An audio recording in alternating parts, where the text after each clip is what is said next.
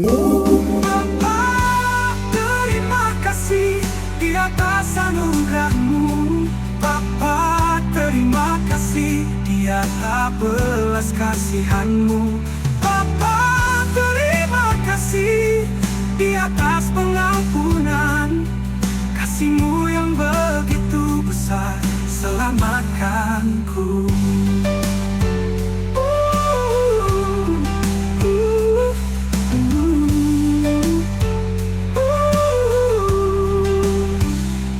Bapa, terima kasih di atas anugerah-Mu.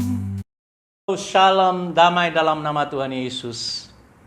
Dalam kesempatan ibadah online kita hari ini, kita memperingati kebangkitan Kristus selama 40 hari dan 40 malam. Dia menyatakan dirinya untuk menunjukkan bahwa dia hidup. Dan karena dia hidup itulah, hari ini kita hidup dalam zaman era Roh Kudus, zaman generasi profetik, zaman penggenapan nubuat Nabi Yoel pasal 2, bahwa hari terakhir aku curahkan rohku, dan anakmu laki-laki dan perempuan akan bernubuat, teruna-terunamu akan mendapat penglihatan, dan orang tuamu akan mendapat mimpi. Saya ingin menceritakan sempena mengingati kebangkitan Yesus dan penglihatan dia selama 40 hari 40 malam sebelum dia naik ke surga. Satu daripada penglihatan saya yang kedua kali tahun 2007, hari di mana Tuhan membawa saya ke surga, memperlihatkan saya Kristus dan panggilan saya. Dalam kesempatan ini, mari saya share dengan Anda bagaimana Tuhan memberikan saya mandat dan restorasi yang baru. Anda juga demikian bila Anda kembali dan hidup benar di hadapan Tuhan. Tuhan memberkati.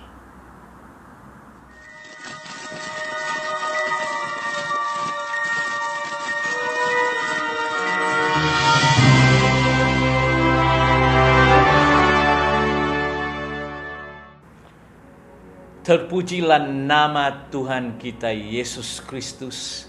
Kasih karunia daripada Allah Bapa kita dan persekutuan Roh Kudus menyertai Anda dan keluarga.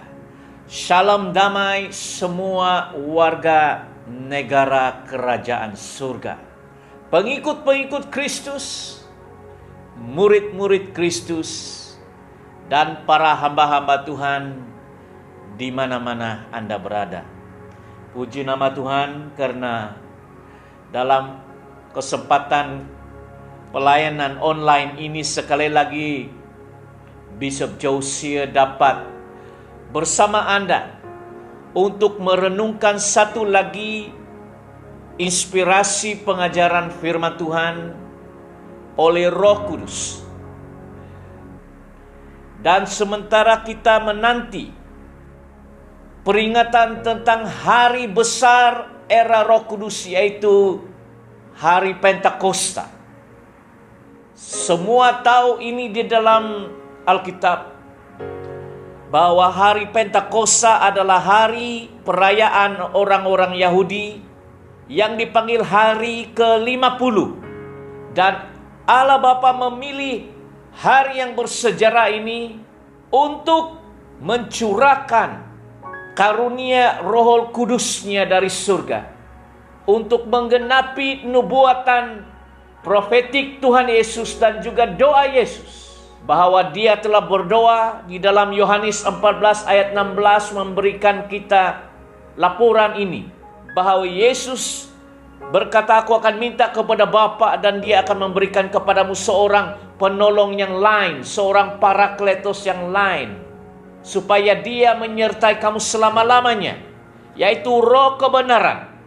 Dunia tidak dapat menerima dia karena dunia tidak melihat dia, dunia tidak mengenal dia, tetapi kamu mengenal dia, sebab dia menyertai kamu selama-lamanya dan akan diam tinggal di dalam kamu. Itulah dia Roh Kudus yang Yesus katakan dalam Yohanes 14 ayat 26. tetapi penghibur yaitu Roh Kudus. Roh Allah Bapa, Roh Anak Allah, tetapi oknum Roh Kudus adalah Roh Allah sendiri daripada ketiga oknum itu.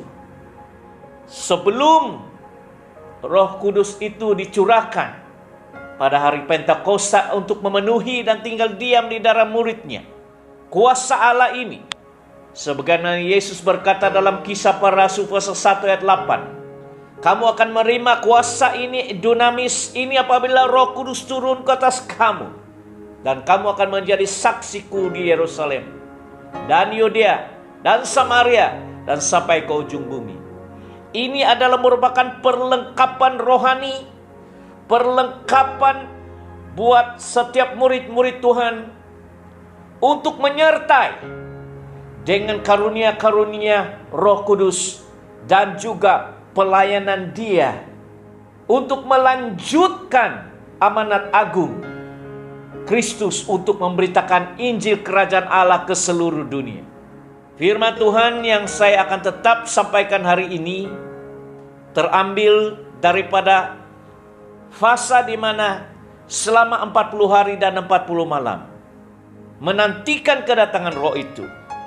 Di dalam Kisah Rasul-Rasul pasal 1 oleh Lukas dituliskan dalam ayat 1, hai Theophilus, dalam bukuku yang pertama aku menulis tentang segala sesuatu yang dikerjakan dan diajarkan Yesus, sampai pada hari ia terangkat. Sebelum itu ia telah memberikan perintahnya oleh Roh Kudus kepada rasul-rasul yang dipilihnya, kepada mereka yang menunjukkan dirinya setelah penderitaannya selesai dengan banyak tanda, dan ia membuktikan bahwa ia hidup. Haleluya.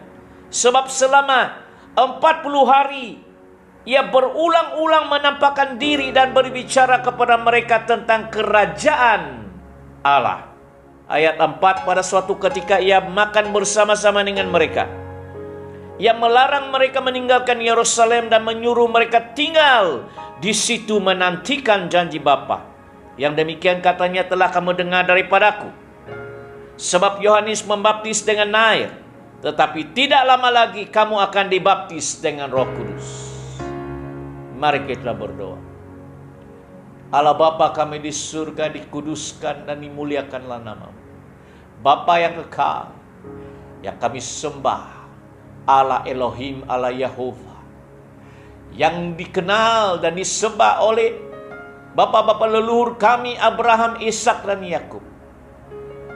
Bapa yang diperkenalkan oleh Yesus Kristus. Terima kasih Bapa, dalam kesempatan ini hamba-Mu dapat berbicara akan firman-Mu di dalam inspirasi Roh Kudus.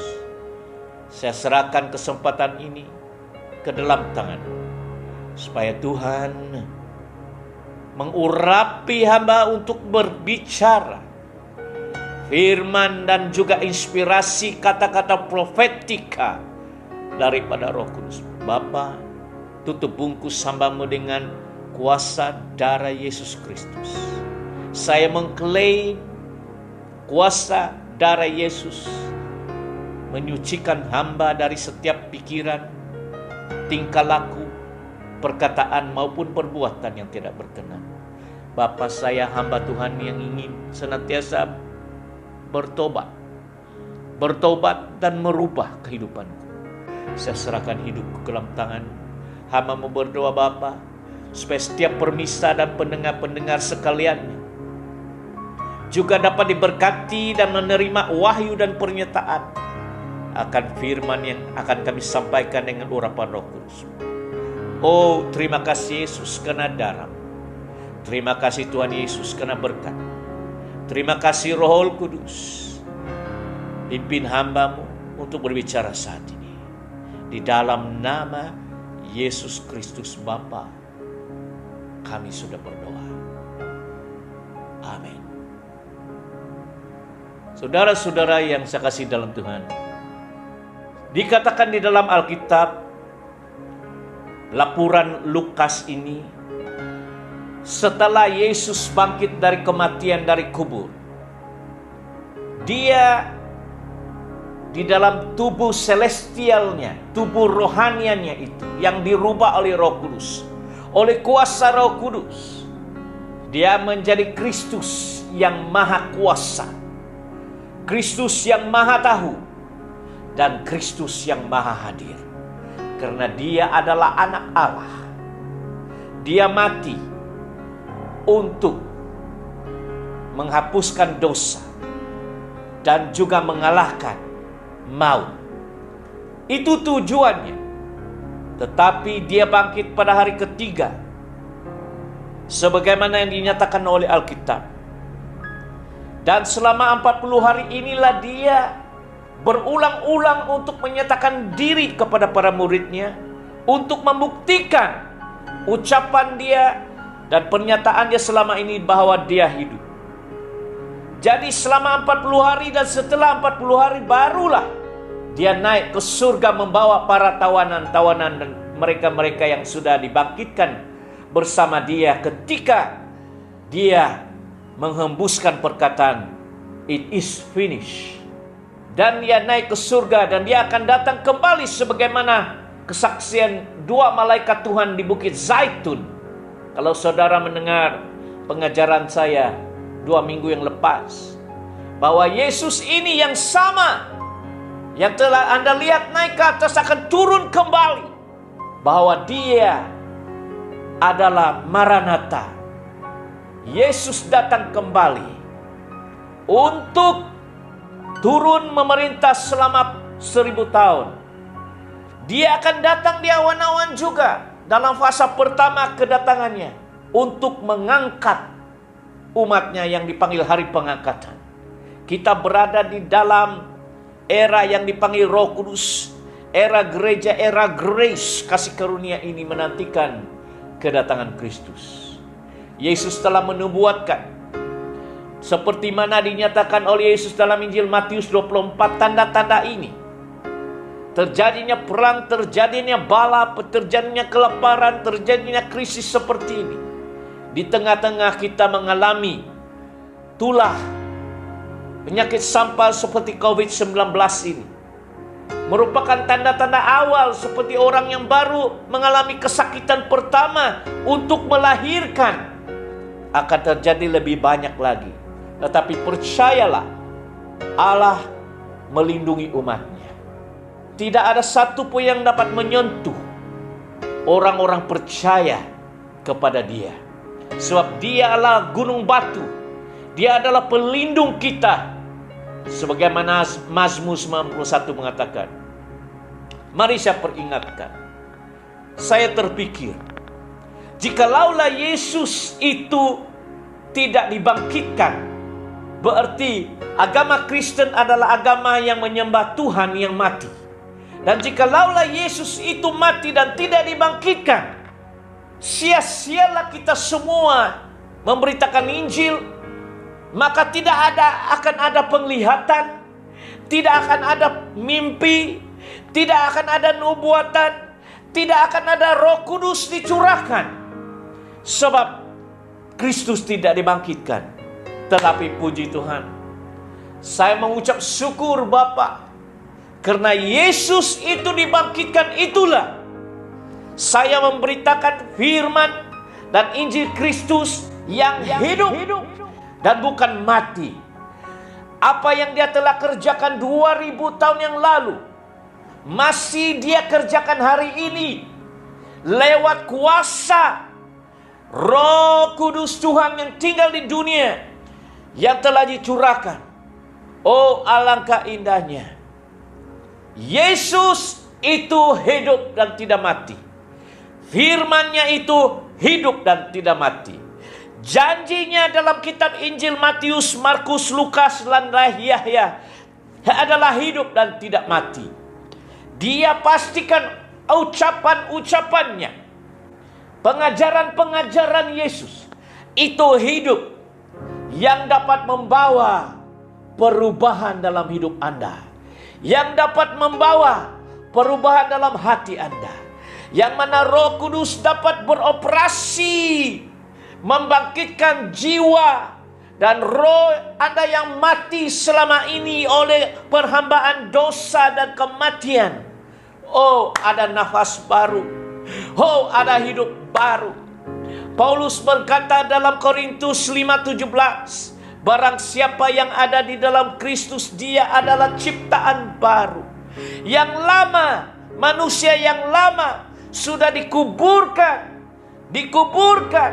Engkau dibaptis dengan air dan bangkit menjadi manusia yang baru, ciptaan baru, makhluk yang baru. Kenapa makhluk yang baru? Karena bukan Anda seorang tinggal di dalam tubuh yang jasmani ini, tetapi Roh Kudus juga diam tinggal di dalam roh kita, yang memungkinkan kita hidup karena karunia Zoe itu, karunia hidup kekal, telah dilafazkan oleh Roh Kudus dalam roh kita untuk membangkitkan roh kita daripada kematian dosa dan maut, sehingga Anda menjadi manusia yang baru. Oh, indahnya Yesus itu dibangkitkan. 40 hari 40 malam dia menyatakan diri. Dan setiap encounter dengan Kristus, saya berdoa supaya Roh Kudus membuka pintu untuk Anda melihat penglihatan tentang Kristus. Sebagaimana murid-murid Tuhan ini dan mereka yang lain melihat Dia selama 40 hari. Saya mendoakan di dalam nama Yesus supaya Anda juga dapat melihat Dia di dalam mimpi, di dalam penglihatan maupun penglihatan terbuka, sebab Dia hidup. Ada hari esok. Haleluya. Mari saya kutip satu lagi ayat tulisan Paulus, Rasul Paulus, yang dahulunya Saulus, telah dipilih dan diurapi oleh Yesus lewat penglihatan di siang hari sewaktu perjalanannya ke kota Damaskus. Yesus datang kepadanya bukan sebagai Kristus yang secara manusiawi, tetapi dalam kemuliaan, di mana Paulus ini bukanlah salah seorang daripada ke-12 rasul yang asli. Tidak.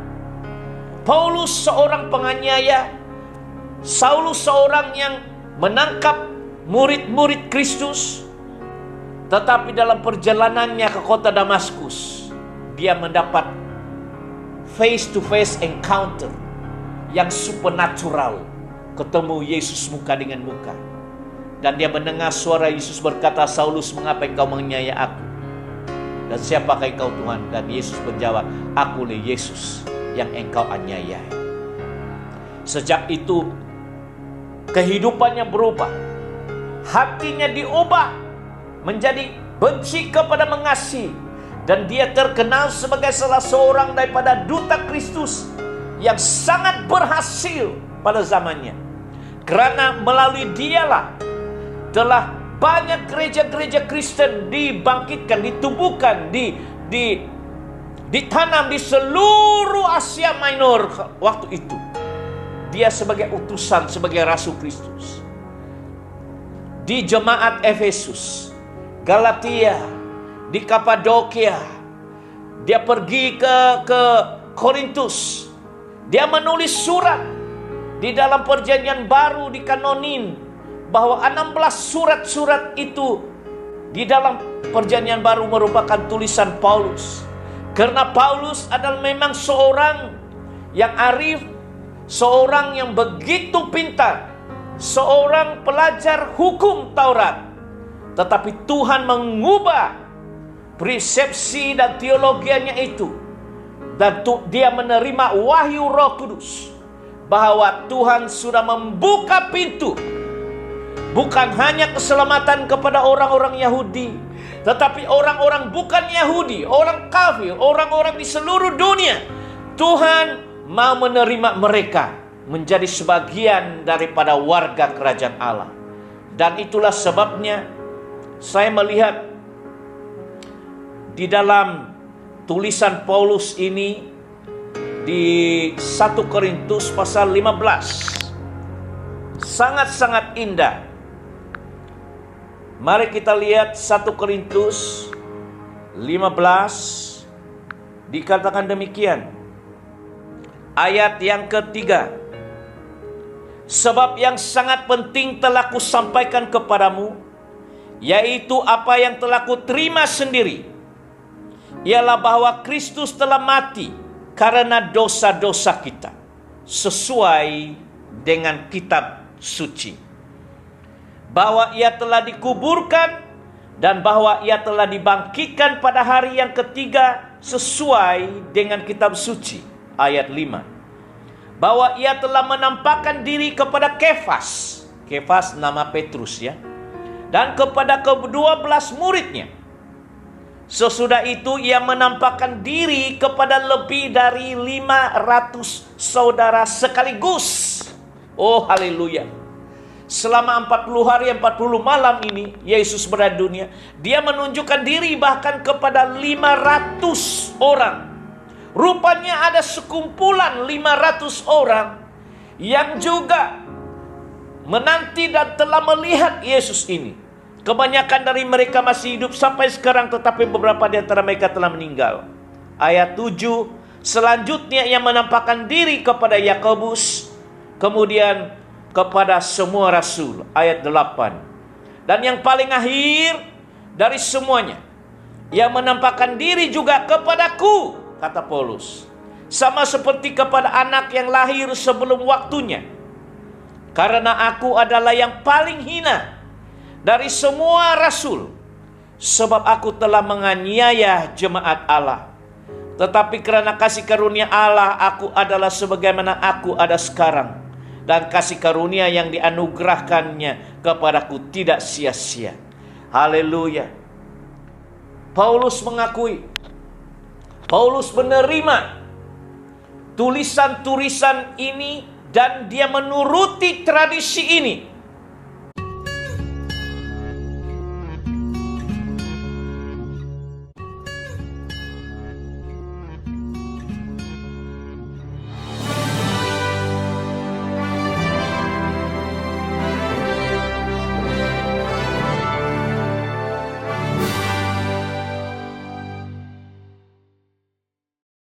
Dituliskan oleh kitab suci bahwa sesungguhnya Yesus itu mati karena dosa-dosa.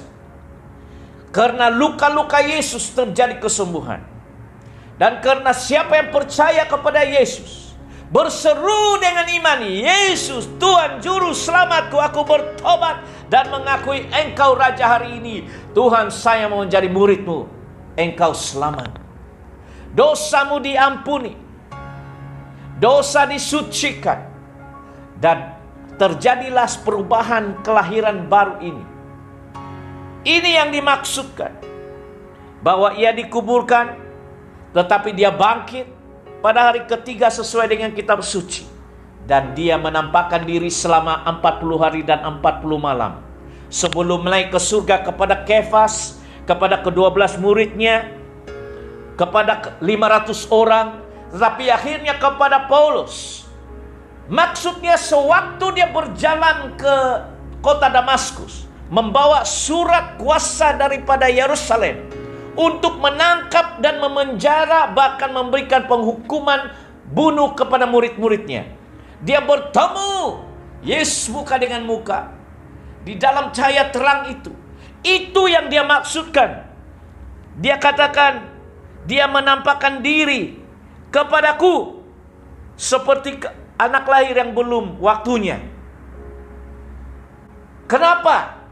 Karena setelah Pentakosta, Nabi Yoel telah menubuatkan dalam Yoel bab yang kedua 26, 27, 28 bahwa setelah Roh Kudus dicurahkan, anakmu laki-laki dan perempuan akan bernubuat, kata Yoel. Teruna-terunamu akan mendapat penglihatan-penglihatan, dan orang tuamu akan mendapat mimpi-mimpi. Oh haleluya. Penglihatan-penglihatan inilah yang telah dibawa oleh Roh Kudus untuk menunjukkan siapa Yesus. Dan Paulus adalah seorang daripada mereka yang telah mendapat penglihatan tentang Kristus. Saya berdoa di dalam nama Yesus, supaya Anda juga mendapat penglihatan tentang Yesus, untuk menunjukkan kepada Anda bahwa Yesus itu hidup. Saya, Bishop Josiah, selama 40 tahun, hampir 40 tahun ikut melayani Tuhan. Dari umur usia 17, saya memberitakan Injil bahwa Yesus itu hidup.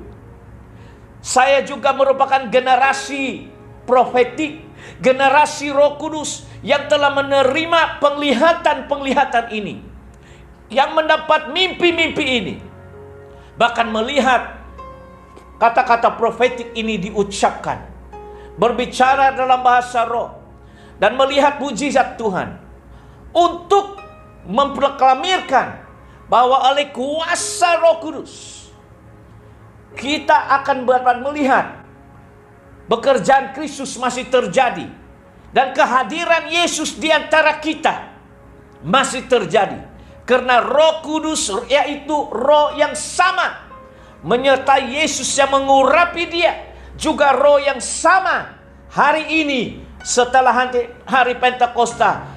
Kita berada di dalam tahun 2020 ini, apa yang dipanggil sebagai era Roh Kudus bekerja melalui tubuhnya, yaitu jemaat Kristus. Jemaat sekalian, apakah engkau adalah hamba-hamba Tuhan maupun jemaat pelayanan saya, Assemblies of Christian AOC? Kita adalah tubuh ini, kita adalah kaki dian ini, gereja Tuhan ini, yang diangkat oleh Tuhan dengan kuasa Roh Kudusnya untuk memproklamirkan bahwa Yesus itu Tuhan, Yesus itu Raja, Yesus itu Mesias, Juru Selamat, Juru Sembuh, Pembaptis Roh Kudus, Hakim yang adil, dia yang akan datang, dan dia ada Raja di atas segala Raja, dan Tuhan di atas segala Tuhan. Sembahlah dia, bertobatlah, karena kerajaan Kristus ini sudah sampai. Oh haleluya. Saya mengucap syukur pada Tuhan. Sebagai hamba Tuhan, saya telah isytiharkan pada Anda selama 40 tahun. Saya juga melihat penglihatan ini. Saya adalah seorang hamba Tuhan profetik di dalam urapan penilik atau sihir.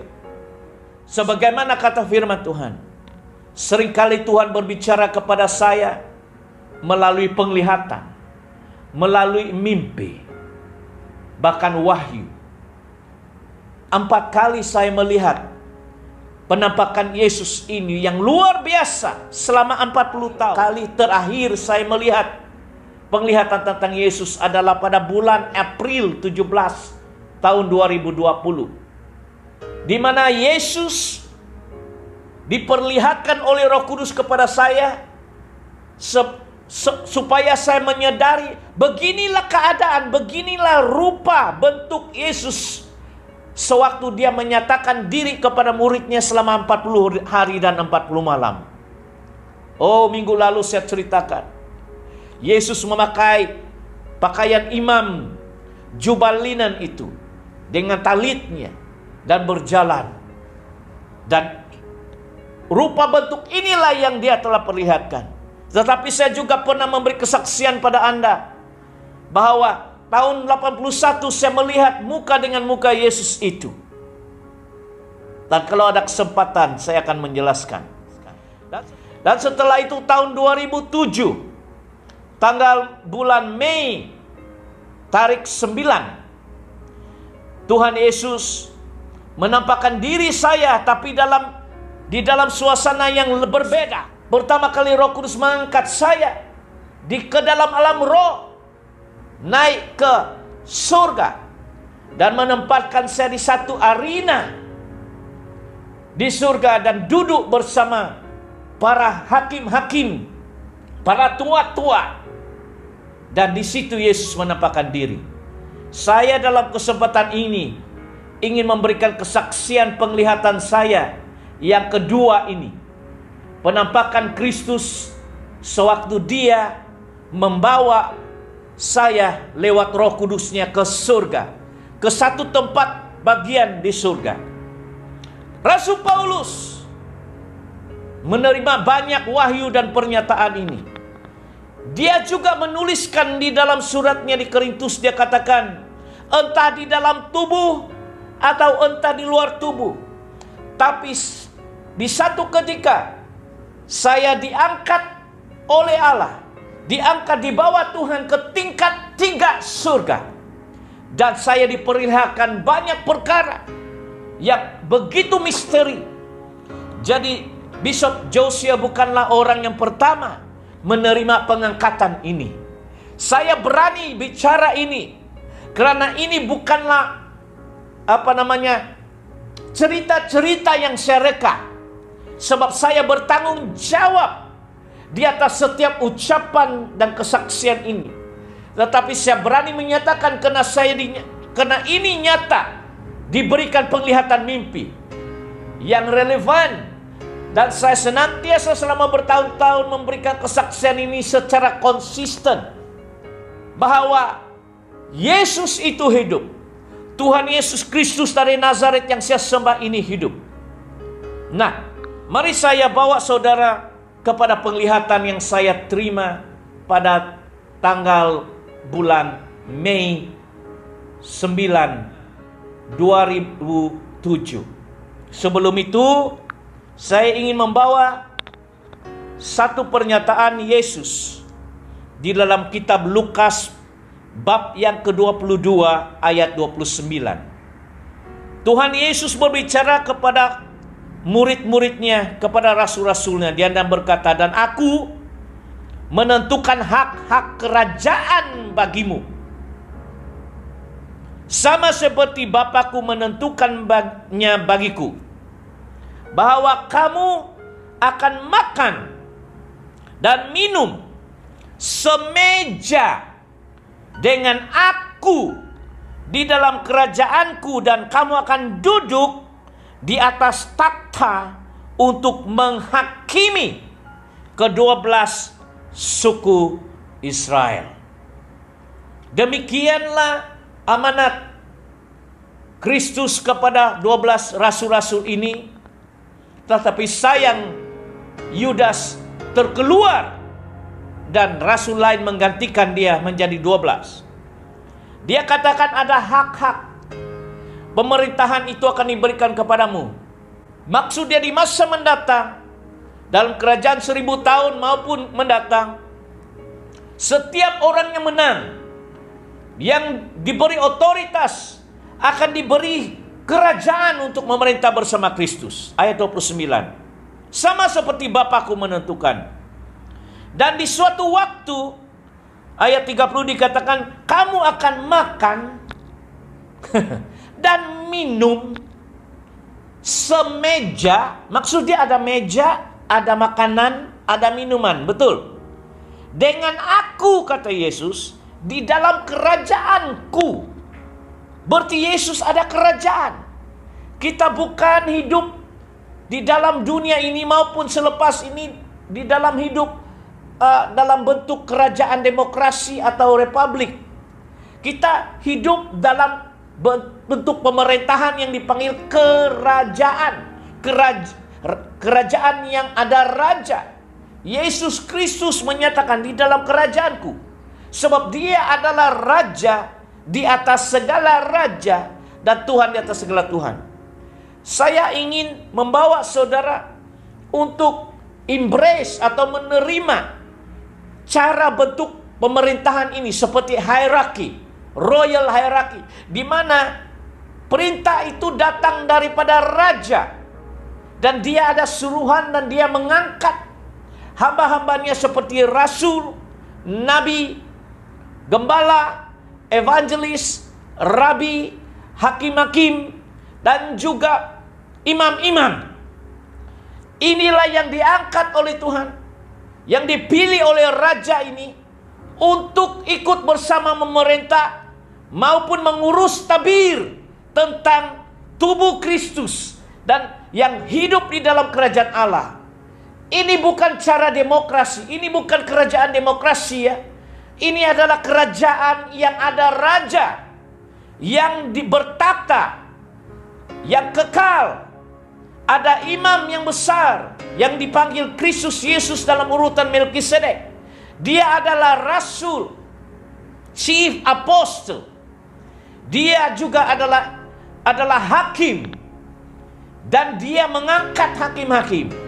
Dia juga mengangkat hamba-hamba Tuhan yang dia pilih karena mereka berlayak dan menang. Dan di sini dia katakan, dalam kerajaanku itu kamu akan duduk. Berarti di surga, di dalam kerajaan Yesus itu akan ada makanan. Ini bukan di dunia, ini adalah di dalam pemerintahan di surga. Di dalam kerajaan Yesus akan minum, ada minuman. Semeja, akan ada meja. Dan kamu akan duduk, akan ada kerusi.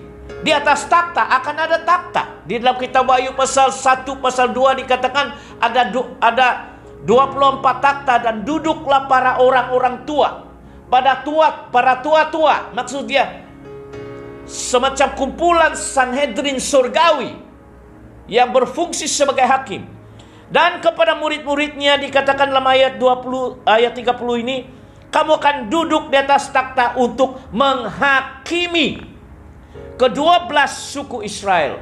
Nah, murid-murid Tuhan ini, rasul-rasul ini telah diberikan kuasa di dalam kerajaan Kristus. Mereka bakal menghakimi. Mereka adalah hakim-hakim yang dipilih oleh Tuhan untuk menghakimi ke-12 suku Israel. Saya bukan salah seorang daripada hakim untuk menghakimi ke-12 suku Israel. Tetapi tahukah Anda, di dalam kerajaan Yesus ini ada juga hakim-hakim yang dilantik oleh Yesus untuk menghakimi orang-orang yang bukan orang Israel, yang bukan ke-12 orang Israel. Tahukah kamu? Paulus menyatakan ini di dalam tulisannya di Korintus, dikatakan, tidak tahukah kamu bahwa orang-orang kudus akan menghakimi dunia? Tidak tahukah kamu bahwa kita akan menghakimi para malaikat-malaikat? Jadi Tuhan mengangkat hakim ini untuk sebagian daripada pemerintahan Yesus. Tuhan mengangkat 12 rasul untuk menghakimi, dan dia adalah ketua hakim. Ini akan terjadi sewaktu penghakiman di masa mendatang. Haleluya. Itulah sebabnya selagi kita hidup di dunia sebagai anak-anak Tuhan, jangan sampai setakat, oh aku bertobat, aku pergi gereja, aku jadi ahli jemaat, aku beli persepuluhan, persembahan, aku ada keluarga, oh puji Tuhan. Tidak. Ada level kita untuk mengikuti Tuhan. Banyak yang dipanggil, kita semua dipanggil. Yesus berkata banyak yang dipanggil, tetapi sedikit yang dipilih. Ada orang yang dipanggil mengikuti Yesus, tetapi yang dipilih menjadi rasul itu bukan banyak. Yang dipilih menjadi nabi, menjadi pastor, gembala, menjadi evangelis, menjadi hakim, dan menjadi imam itu bukan semua. Saya mau siap dipakai oleh Tuhan. Bukan setakat menjadi anggota-anggota yang haleluya, haleluya setiap minggu. Saya mau dipakai dan dipilih. Saya mau menerima jabatan untuk melakukan sesuatu perkara dalam kerajaan Allah. Supaya saya dapat menerima upah dari sekian 5 mahkota yang disediakan untuk kita terima. Sekurang-kurangnya saya dapat menerima 2-3 mahkota ini sebagai tanda, sebagai upah saya untuk melayani, bukan hanya sebagai jemaat biasa, tetapi juga sebagai seorang rasul apostolik dan profetik, dan sebagai bishop ini yang diberi mandat menjadi bapa rohani, menjadi patriark kepada banyak hamba-hamba Tuhan. Itu adalah pilihan Tuhan, bukan karena saya layak, tetapi Tuhan melihat hati, dan Tuhan melihat hati Anda. Berbahagialah Anda. Jangan hanya jadi pengikut, tetapi menjadi pemimpin. Jangan menjadi ekor, tetapi jadilah kepala. Jangan hanya setakat menjadi hamba Tuhan yang biasa-biasa, tapi jadi hamba Tuhan yang diurapi. Yang diurapi oleh Roh Kudus. Menjadi contoh, menjadi bapa rohani, menjadi guru, menjadi pengajar, menjadi mentor. Buat anak-anak muda dan generasi, saya mau menjadi mentor bagi generasi muda. Saya sudah 55 tahun. Hampir 40 tahun saya melayani Tuhan. Menjadi pengkhotbah, penginjil, utusan apostolik ketiga benua. Benua Asia, benua Eropa, dan benua Afrika. Saya melahirkan, menumbuhkan jemaat, mendirikan gereja, membaptis, memberi ordinasi, memberi kata-kata profetik kepada orang Chinese, kepada orang Asia, kepada jemaat Filipina, kepada orang Indonesia, kepada orang Jerman, kepada orang Afrika, di berbagai bangsa. Haleluya. Saya mau beritahu pada Anda bahwa Yesus itu hidup. Dan dalam ayat ini, Yesus menampakkan diri kepada saya pada 2007. Saya ingin memberikan sedikit kesaksian ini.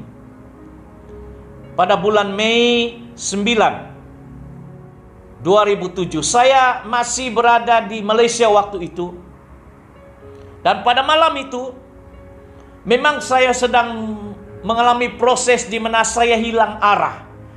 Selama hampir 20 tahun saya melayani Tuhan sejak umur usia 17 tahun. Mari saya beritahu, ada masanya kita akan mengalami apa yang dipanggil burnout. Seperti lilin sudah terbakar lama habis. Saya ingin lari terus terang.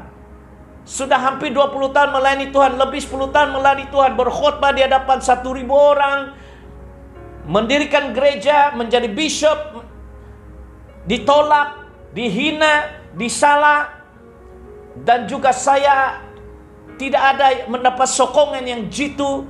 Gereja-gereja tradisi menolak, menggelar semacam-macam. Hidup saya jatuh bangun. Akhirnya saya katakan saya tidak mau lagi melayani Tuhan. Ya begitu, saya lari. Saya mau lari. Saya mau hidup diam-diam. Saya tidak mau memperkenalkan siapa diri saya. Saya mau hadir ke gereja yang besar-besar tapi duduk di belakang-belakang. Tetapi Tuhan berikan saya mandat baru. Apa yang dipanggil pemulihan. Tuhan senantiasa memberikan reformasi. Tuhan akan memulihkan umatnya. Karena Dia memilih kita sejak dari kandungan ibu. Entah kenapa saya memiliki hati yang lembut, hati bersifat keibuan, hati yang penuh belas kasihan, hati yang susah saya nyatakan, tapi itu perubahan terjadi. Dan di dalam masa-masa inilah Tuhan memberikan saya mandat baru. Tanggal Mei 9, 2007, malam itu saya tidur seperti biasa. Tetapi saya rasa tengah malam, tiba-tiba saya merasa kehangatan di dalam kamar itu dan roh saya cepat diangkat naik. Ini adalah penglihatannya. Dan saya melihat itu adalah kuasa Roh Kudus mengangkat roh saya, entah dengan tubuh atau di luar tubuh saya tidak tahu. Tapi Dia mengangkat saya naik ke atas. Begitu cepat. Dan tiba-tiba saya lihat diri saya didudukkan di satu tempat. Saya duduk di sebuah kerusi seperti ini. Dan ada meja seperti ini. Dan saya duduk di sini. Dan meja ini adalah panjang 4 segi. Dan kebetulan saya duduk di sebelah paling tepi ini, sebelah kanan. Dan meja yang saya lihat ini diliputi oleh kain putih. Dan panjang dari kanan ke kiri, saya tidak dapat melihat ujung sana, tapi meja ini amat panjang.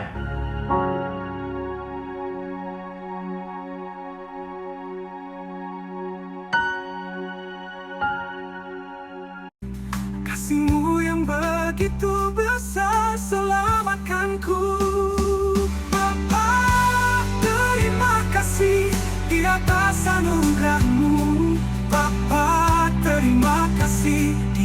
segala belas kasihan-Mu. Bapa, terima kasih di atas pengampunan kasih-Mu yang begitu besar, selamatkanku.